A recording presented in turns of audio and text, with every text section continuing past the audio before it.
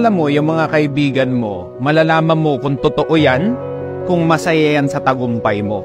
Gusto mo malaman kung sino yung totoo mong kaibigan? Magpakayaman ka, magpaka-successful ka, tignan mo mauubos yan. Kung ikaw meron ka pa rin mga kaibigan ngayon na panay pasaway, kasalanan mo rin kasi. Inayaan mo makapasok sa circle mo, alam mo nang ang inggitero, andiyan ka pa rin, hindi mo pa rin iniiwan. Hey, sweet. Alam mo magandang gawin mo, magpakayaman ka, tignan mo, from 10 friends, magiging 5 yan. Kasi yung 5 dyan, inggit sa'yo.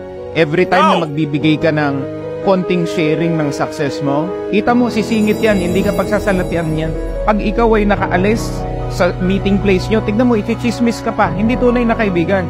Huwag kang matakot na iwanan yung mga ganyang tao. Tapos huwag ka rin lalapit sa akin, magre-reklamo kami mga ganito akong kaibigan. First and foremost, ba't mo hinayaan? Dapat yan tinigwak mo na sa circle mo yan. Kasi mga inggitero yan, hindi mo tunay na kaibigan yan.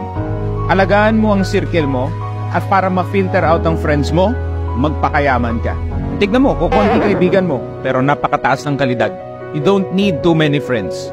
All you need are true friends who are supportive of you.